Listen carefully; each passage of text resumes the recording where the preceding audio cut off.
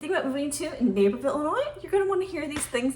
I'm Amy Pearson. I'm a local realtor and a mom, and I grew up in Naperville. I'm going to give you some things that you're definitely going to want to know before you move to Naperville. But first, if you're not planning to move to the area, feel free to reach out. Info's below. I've been helping people just like you move to the Naperville area and find their dream home. All right, so I'm going to give you some insider scoop of some things you might not know until you actually move here, and you probably want to know before you move here these things. Okay, so my first thing is that Naperville is a subdivision town. It is made up of a lot of different subdivisions and neighborhoods, and some of these subdivisions have pools, like neighborhood community pools, which a lot of people do like these community pools. I'm gonna give you some examples of community pools. There's Saybrook, Maplebrook, Huntington Estates are some examples that have HOA community pools. But the things about these pools that you need to know about, say if you see a house that you're interested in and you're like, great, it's located in a neighborhood with a community pool. Sometimes those pools have wait lists to become members. Even if you live in that community, the wait list is so long that you can't get in immediately to become a member. Other neighborhood pools I've heard about, they have bonds, which I'll explain what a bond is. So you have to pay a bond to join the pool. And I've heard it can be a couple $1,000s to join the pool, and then you still have your membership you pay every year. So you just pay the bond once. But if there is a wait list, the only way to become a member is to find a family that is selling their bond. Maybe their children have gotten too old to use the pool and they're looking to sell their bond. So that happens in some cases, in some neighborhoods. I will say Huntington Estates, that neighborhood pool actually has no bond and there's no wait list. So that one is open if you're looking for a community pool that does not have a wait list. There's other pool options as well. The community pools, there is the Naperville Centennial Beach, which you can get membership for, or you can just pay the daily fee to enjoy the pool in downtown Naperville. So there are other options than just these Naperville community pools. All right, next thing would be luxury homes in Naperville. So what is a luxury home? What price point in Naperville? It's actually at $1 million is considered a luxury home in Naperville, which where you're moving from may be totally different.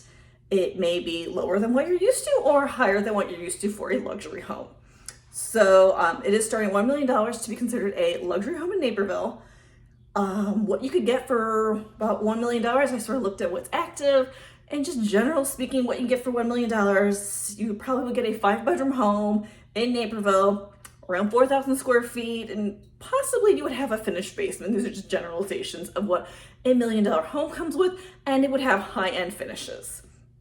Good news, if you are a luxury buyer, the $1 million to $1.2 million market in Naperville is a buyer's market right now. So that is exciting. Every other price point is a seller's market except for that price point in Naperville. So that is good news.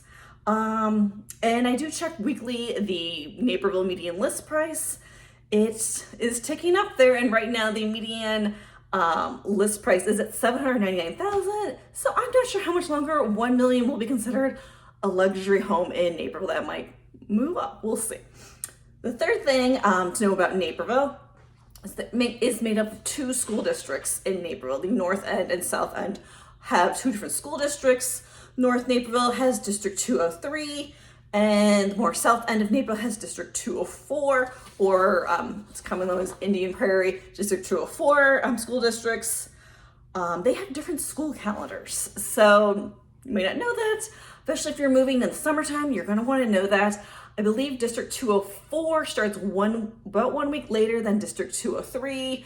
Some of those August closings I've had to deal with, you really won't have enough time to get settled in time for school to start. So that's something to keep in mind, is when your school district starts. Another thing that's interesting about the 2 different school districts in Naperville, both are highly rated, by the way. Both are very top rated school districts in Naperville. District 204 has a little bit of a shorter school day than District 203, although District 203, that's the north side one, possibly is changing their school day hours and going to possibly block scheduling for high school. It's been in discussions, nothing's been finalized. The latest I heard is may be happening in your school year 2026 to 2027, which seems a far ways away, but I guess it gives people more time to get adjusted to possible time changes in the school schedule. So we'll see what happens with that. I will keep monitoring that situation. So there's some interesting things to know about before you move to Naperville. Feel free to reach out if you have any questions or need any help finding a home in the Naperville area. I'd love to help you out. I've got a great video coming up. I think you'd like, so stick around.